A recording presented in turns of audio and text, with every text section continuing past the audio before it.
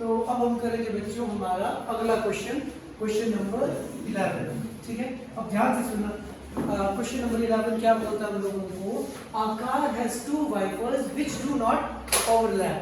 ठीक है जी, each wiper has a blade of length 25 centimeter sweeping through an angle of 115 degree. Find the total area cleaned at each swipe of the blades। इसमें बोला कि भाई हमारे पास क्या है, एक ब्लेड है। ठीक है, एक ब्लेड इधर है, एक ब्लेड इधर है। अब ब्लेड कैसे होगी? जब वो बैठी हुई होगी ना, तो ब्लेड कैसे होगी? ऐसी होगी। और इसने बोला कि ये दोनों ओवरलैप नहीं करते, मतलब एक दूसरे के साथ चिपकेंगे नहीं है ना। तो मान के चलते कि भाई ये इतना तक जाता है और इसका एंगल कितना दिया है? इसने बोला इसका एंगल है 100 कितना 115। समझ में आया एक ब्लेड का? सिमिलरली इसने बोला जो दूसरी ब्लेड है ना, दूसरी ब्लेड भी क्या करती होगी? कुछ इसी तरीके से एंगल थोड़ा कम हो गया। एक्चुअली एंगल पर की तरफ होना चाहिए था मेरा, है ना। तो ये बोलता है कि हमारे पास इसी तरीके से ना एक दूसरी ब्लेड भी है हमारे पास। ठीक है, उसका एंगल भी कितना है 115। तो ये बोलता है कि ये दोनों जो ब्लेड है कितना शीशा साफ करेंगे। समझ में आया? जितना ये करेगा उतना ही ये करेगा। क्यों? क्योंकि इसकी लेंथ भी सेम है ब्लेड की और एंगल भी क्या है इसका सेम। अगर मैं एक ब्लेड का एरिया कितना स्वैप कर रहा हूं उसको फाइंड कर दूं और 2 से मल्टीप्लाई कर दूं तो क्या आ जाएगा? दोनों ब्लेड का टोटल एरिया हमारे पास आ जाएगा। समझ में? सिंपल सा क्वेश्चन है। हमें थीटा की वैल्यू भी दी है और हम लोगों को आर रेडियस की वैल्यू भी दी है। रेडियस कितना है इसका? 25 सेंटीमीटर। ठीक है, सिंपल सा क्वेश्चन। We will start. मैं लेता हूं रेडियस या लेंथ। रेडियस की जगह हम क्या आई थिंक लेंथ लिख लेता हूं। ठीक है, तो मैं लिख लेता हूं length of blade. Length of blade is how much? 25 centimetre. Sector angle is 115 degree. So area swept by blade कितना होगा जी? जितना सेक्टर का एरिया होगा। Theta is 115 degree upon 360 degree. Pi की वैल्यू तो नहीं दी है बच्चों, इसे नहीं दी है।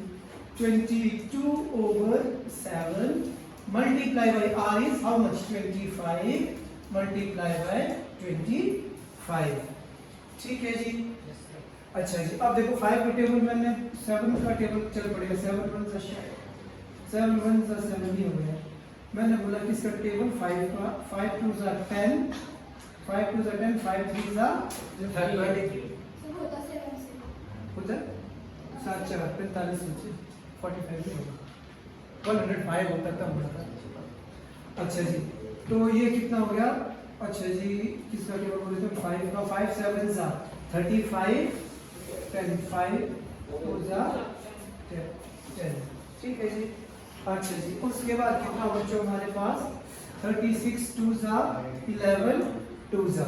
इसमें बचा ना, देखो कुछ और नहीं बचा हमारे पास। अब 15 15 11। ठीक है जी। अच्छा जी, 15 36 बिल्कुल ठीक है। Finally we will left with how much? We will start with 11 multiply by 25 multiply by 25 और 23 upon 36 है ना।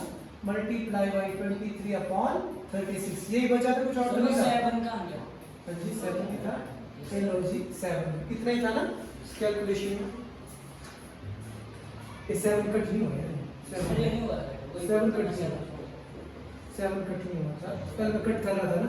7 नहीं हुआ। तो we will have with 23 multiply by 11 multiply by 25 multiply by 25 upon 36 into 7.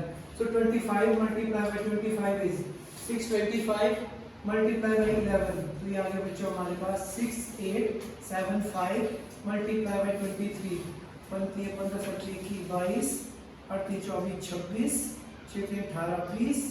ये आ गया 15 15 17 13। So finally we will left with 5 2 11 8 15 divided by सच के 42 4 80 लगे 7 21 25 सेंटीमीटर सेंटीमीटर स्क्वायर। ये किसका एरिया आ गया? एक ब्लेड का। So we will write total area swept by two blades। तो कितना होगा बच्चों हमारे पास? एक ब्लेड का एरिया जो भी है उसको हम किससे मल्टीप्लाई कर देंगे? आपके 2 से। So answer should be 158125 divided by 24 6 12 centimetre square. That is your answer. Simple one.